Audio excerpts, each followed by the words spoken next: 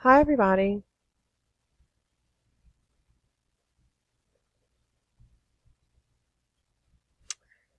Okay, so if you guys will turn to page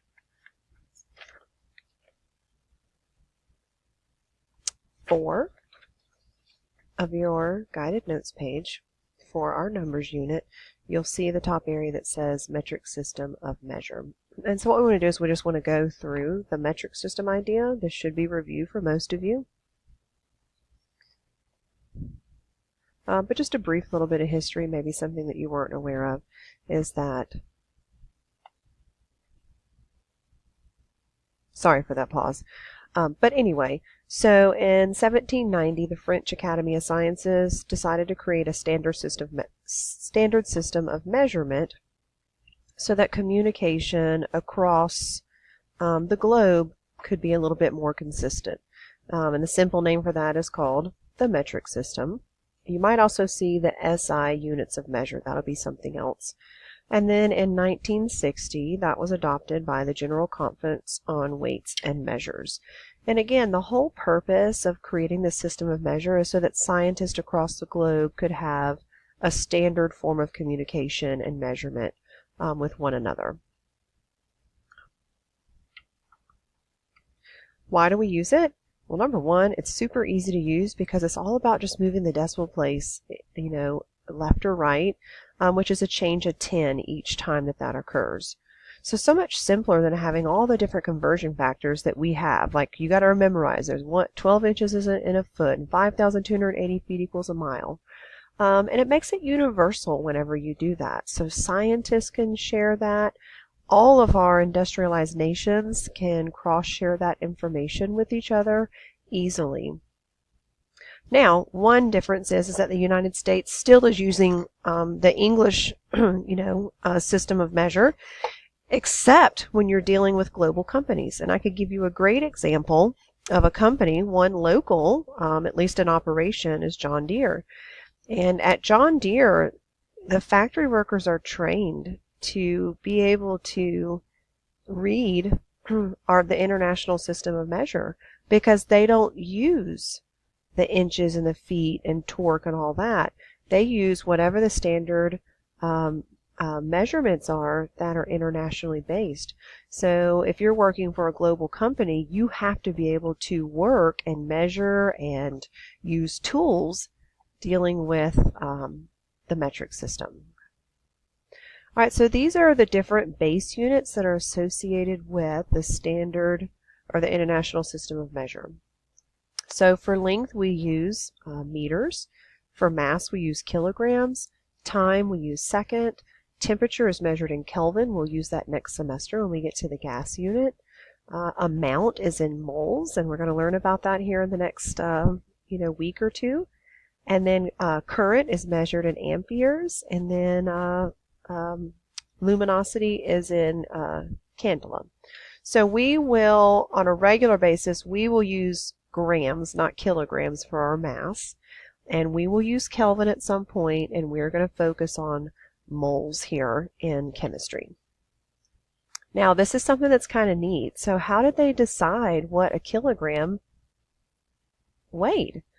And so what they did is they took an alloy that is platinum and iridium, and what they have done is they have double and triple sealed that inside of these set of containers so that it's not introduced to air on a regular basis, so that it doesn't undergo some type of reactions with the oxygen. And this is what they have used to decide that what the weight of a kilogram is. And so I think there are 7 of these. Oh, no, there's 6 copies. And 4 of those originate from when they decided to make this particular prototype. So I just think that's kind of a neat little tidbit. All right, so then what do you do? So you add these base units, and then you add prefixes to help us make some determinations and relative ideas about size. So a few of those examples are kilo, centi, milli. And then, of course, here's the full prefixes. So I think most of you might have heard King Henry died by drinking chocolate milk. So that is one acronym way for you to remember that it's kilo, hecto, deca. The bi stands for all of your base units, meter, gram, liter, which is equivalent to the number 1. Then you have deci, centi, milli, with the ones to the left being larger values, 1,110, and the ones to the right being smaller values, 1/10, 1/100th, 1/1000th. And then, of course, you can also see the symbols associated, and you should already have all of this right here on your chart, a copy of that. So each prefix is 10 times larger than the previous one when we're moving from right to left. And so, for instance, 1 meter right here is equivalent to saying 10 decameters. Oh, I'm sorry, decimeters. It takes 10 of these to equal 1 meter because a meter is larger than a decimeter, so it takes more of the smaller one to make up a smaller amount of the bigger one. That's just the way that I think about it in my brain. All right, so we can look at a couple of examples. So centimeters are 10 times larger than millimeters. So it takes more millimeters to make up a centimeter. So if you look here, this is 42 centimeters, and there are markings in between to help us get to 43. So between 42 and 43, it takes more of the millimeters to make up the decimeters.